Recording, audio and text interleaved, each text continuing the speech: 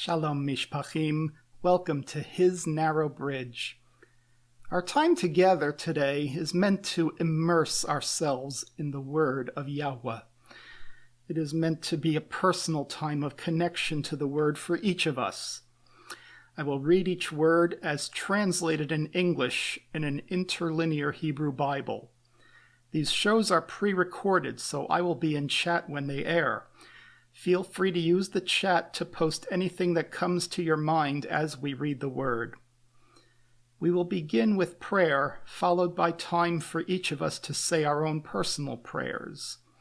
Our beloved friend Alan Horvath taught us, make Elohim number one on a list of one. We pray in the name of Elohim, which includes Yahweh, Yeshua, and the Ruach HaKodesh. Thank you, Elohim, for our lives and all you provide. We ask for a hedge of protection around our mishpacha as we pray and study. We love you dearly. We are your children. We come to you with questions as we seek our personal relationships with you. Please help us learn. If any darkness enters our time together, we ask you now to rebuke it. We will now listen to your word as we immerse ourselves in it and let it speak to us.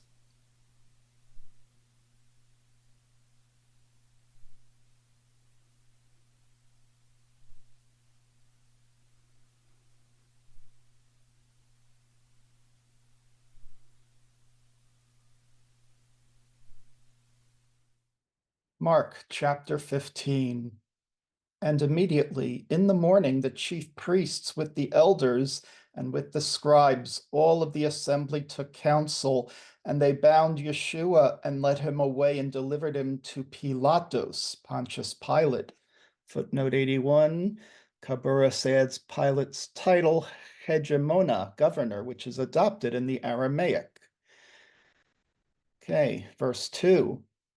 And Pilatus asked him, Are you the king of the Yehudeans? And he answered and said to him, You have said it. Good answer. And the chief priests were accusing him of many things. And Pilatus again asked him and said to him, Will you not answer the accusation? See how many are testifying against you. But Yeshua did not return an accusation, so that Pilatus was amazed. Now he was accustomed during every feast to release to them one prisoner, whomever they wanted. And there was one who was called Bar-Abba, who was a prisoner with the ones who made insurrection, those who had committed murder in the insurrection. And the people cried out and began to ask him, as he was accustomed for them to do. And Pilatus answered and said, Do you desire that I release to you the king of the Yehudeans? For Pilatus did realize that the high priests had delivered him up from envy. And the chief priests incited the crowds all the more that Barabbas should be released to them.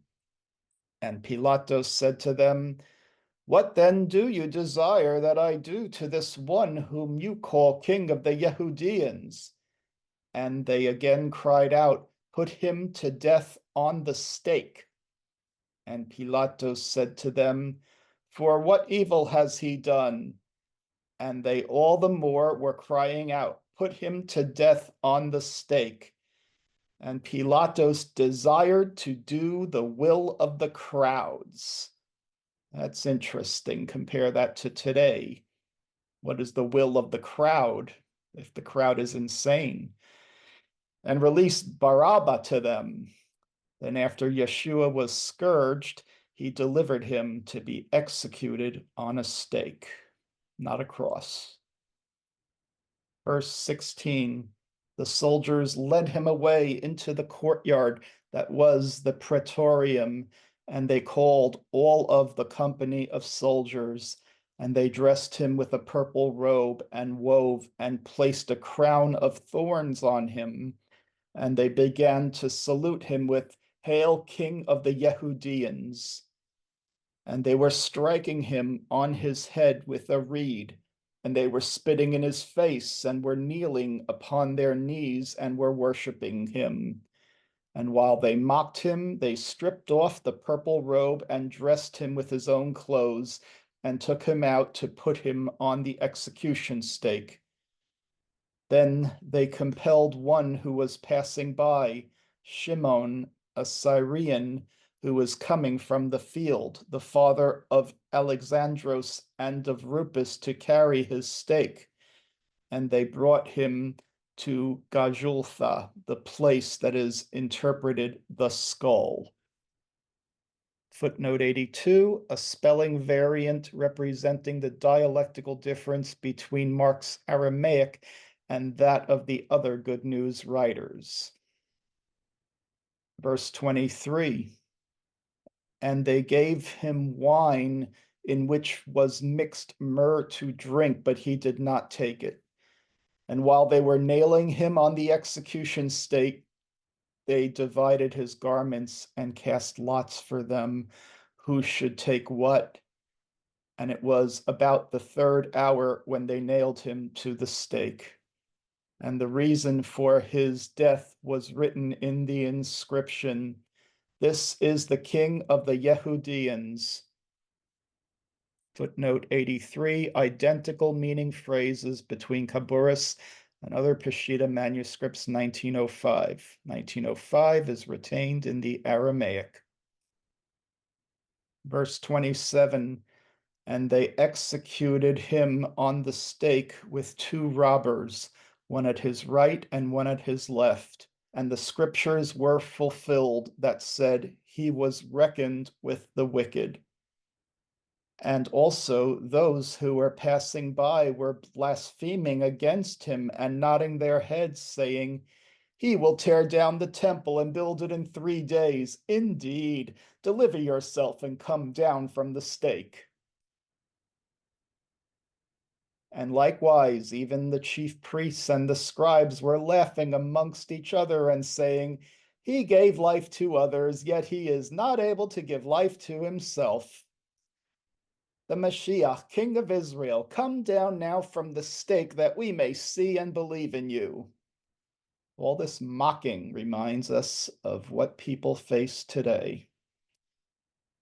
And even those who were being executed on the stake with him were reviling him.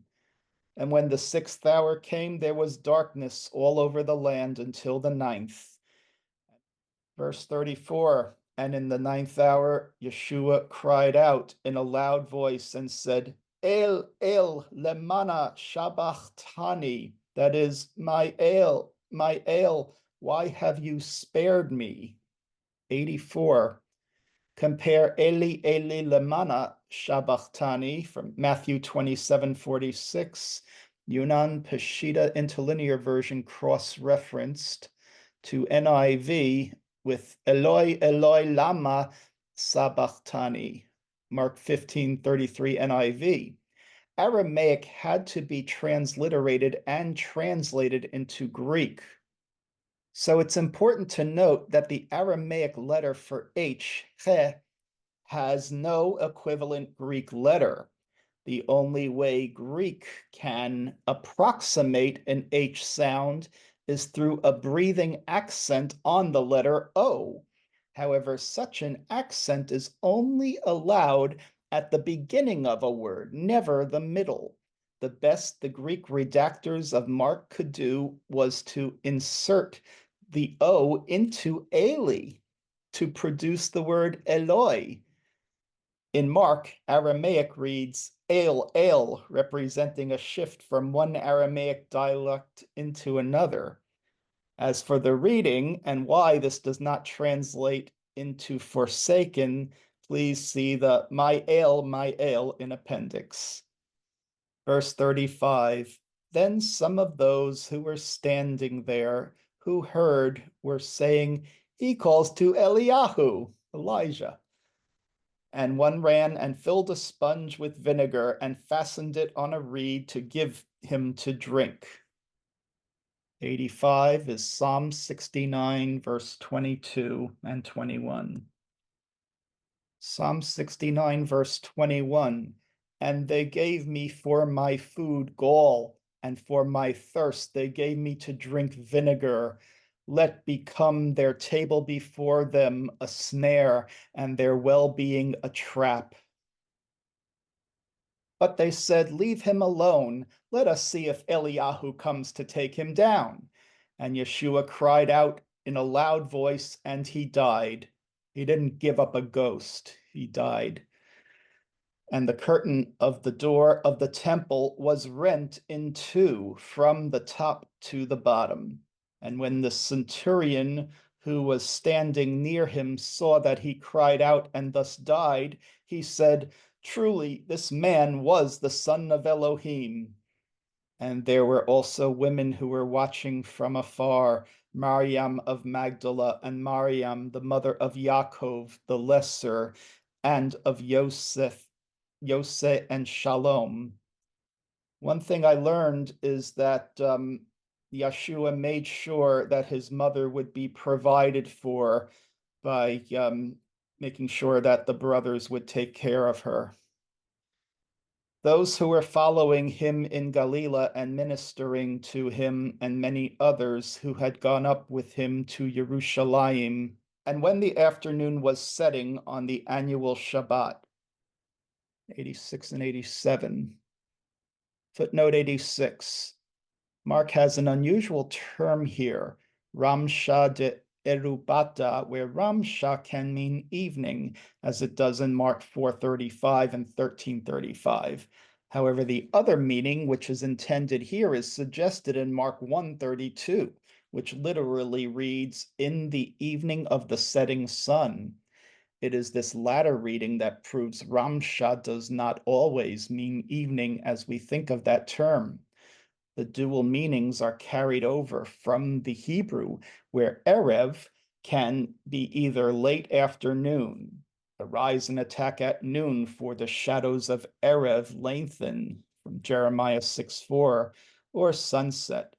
In this odd instance, Ramsha de Eruvata literally means afternoon of setting, meaning the night period was coming on, but still before sunset. As the other Gospels indicate, the annual Shabbat was setting or closing down. Verse 43, Yosef, who was from Ramtha, an honorable counselor, was also waiting for the kingdom of Elohim, came and took courage and approached Pilatos and requested the body of Yeshua. Footnote 87, that is before the regular Shabbat that would have begun Friday at sunset, apparently to distinguish between it and the annual Shabbat, that is the day Yeshua was put on the stake. See footnote for Luke 23:54. Here is where Yeshua speaks, Ve'amar, Il lemona shevak toni. Mark 15, verse 44. And Pilatos marveled that he was already dead, and he called the centurion and asked him if he had already died. And when he learned it, he gave his body to Yosef. And Yosef bought linen cloth and took him down and wrapped him in it and placed him in a grave that was hewn out in the rock. And he rolled a stone upon the door of the grave. And Mariam of Magdala and Mariam, the mother of Yosef, saw where he was laid. After the settlement and the development in 16th century Tzfat and 17th century Tzfat, where Kaballah became such a strong discipline and influence on really the whole of the Jewish people, I think it spread out tremendously. And we know that there was a battle with normative rabbinic Judaism, which was won by rabbinic Judaism, but they, I think, won it to no small degree by incorporating many of the elements of Kabbalistic prayer. We have prayers, we have hymns, particularly before Shabbat, that are a regular part of the prayer book today that we don't think about as Kabbalistic anymore. So it clearly had a big, big influence. The fact that many of these rabbis would write amulets, and that gave an added power to those amulets, I think connected Kaballah to the people and began to engender this idea that magic is an offshoot of Kaballah. We know that magic was around for at least 1,500 years before Kaballah began as a discipline.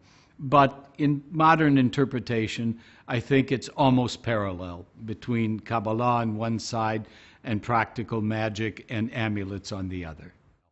Birth was a really traumatic experience for the whole family, particularly for the woman and the child. And as we well know, until modern medicine found solutions for some of the problems that came with birth, the percentage of children and women who died was horrendous. I know from some statistic in France that something on the order of 25 or 30% of children didn't make it until their second or third year of life. So in times when people pass through traumas that their science, for whatever development it was at the time, doesn't have an answer, they reach for other answers, and those answers generally come in the more mystical traditions. Magic and the use of amulets as expressing it was a part of the Jewish people from time immemorial, and even before the Kabbalah became a discipline, as it were, sometime in the 12th century, as it's normally figured. It's dealt with in the Talmud, and we have documentation from the Cairo Geniza of earlier documents having to do with magic. But today, nonetheless, all of these things are called practical Kabbalah. Even though some of them have histories going back to the pre-Kabbalistic period, nonetheless, today the idea of magic and Kabbalah on a practical level are considered one and the same. One of those spiritual seekers was Philip Berg, a rabbi from New York. In the late 1960s, Berg traveled to Israel, where he delved into Kabbalah's teachings. Berg soon devoted himself to studying the ancient practice. His goal was to share Kaballah with the masses. He reshapes it by presenting it in a way that someone who's not versed in Kabbalistic text and doesn't know much even about Judaism can understand these ideas and apply them for his way of life. Berg's simplified interpretation of Kabbalah spread quickly. At the beginning of the 1970s, Berg opened his first Kabbalah center in Tel Aviv. During the 1980s, Philip Berg and his family constructed a Kabbalah empire based here in Los Angeles. Today, what is known as the Kaballah Center has several million followers and operates branches in nearly 100 cities, making it the largest Kabbalistic organization in the world.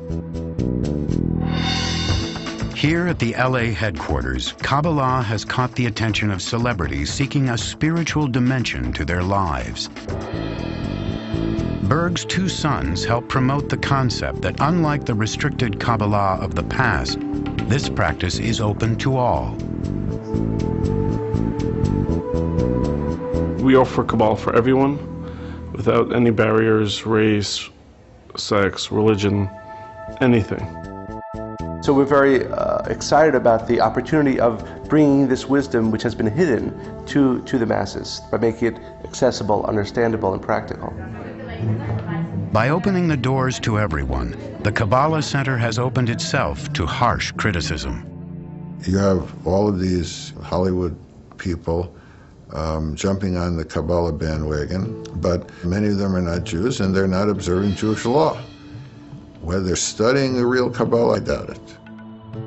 They tend to say, here's a sacred name, here's a sacred practice, that will bequeath to you some Kabbalistic power.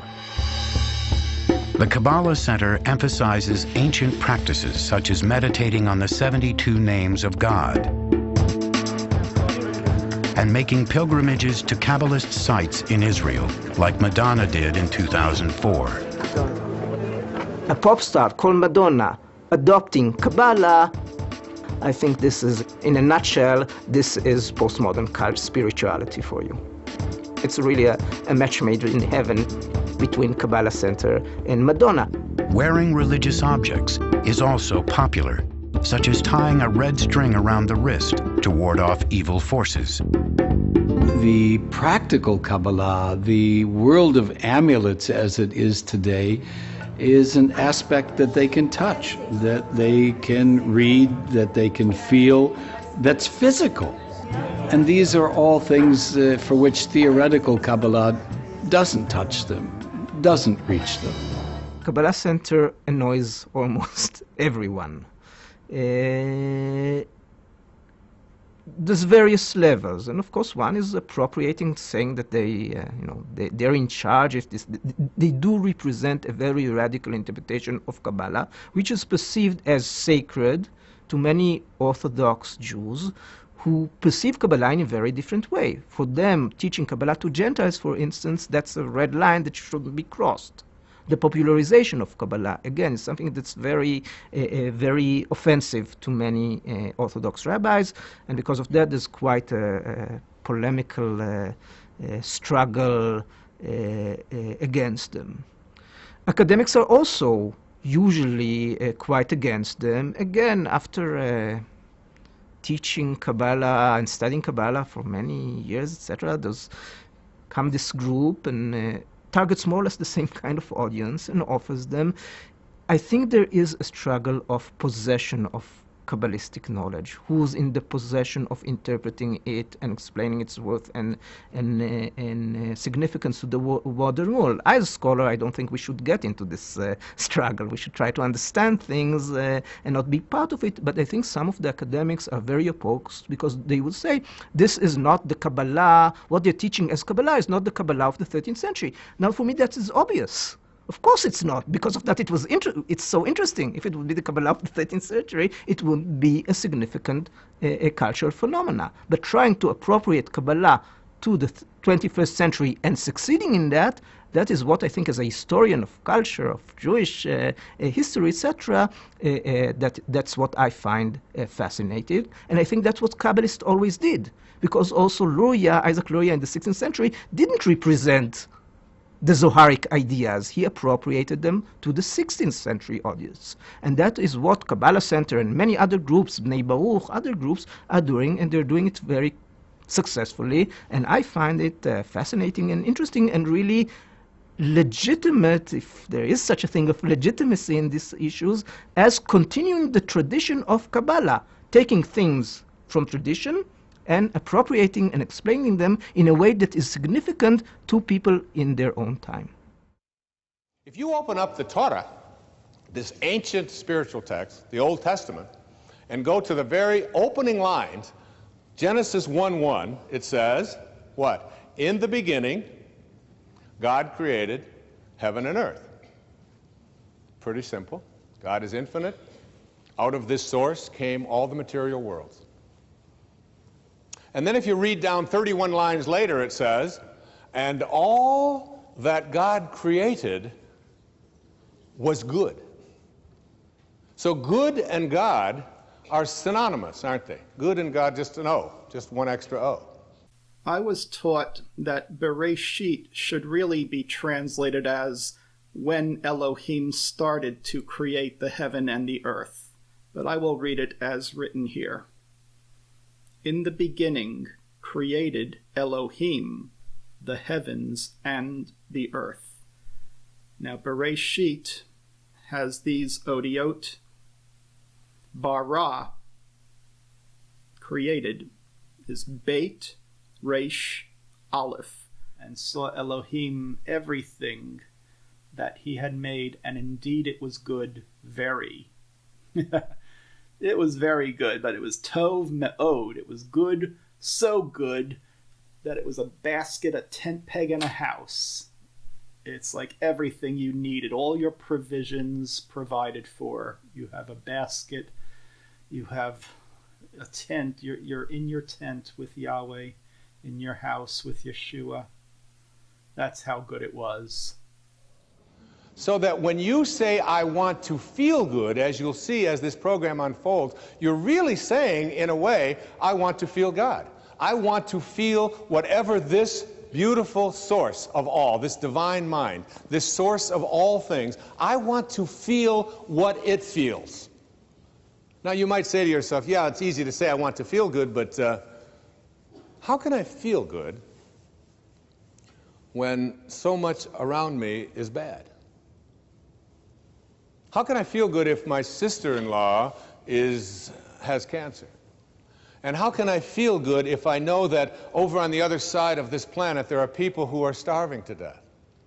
And how can I feel good if there are people who are poor and I have money, and there are people who are starving, and how can I feel good when my children act in the way that they act? Or how can I feel good? And I suggest to you that when you say I want to feel good, what you're saying is I want to feel God. I want to feel this.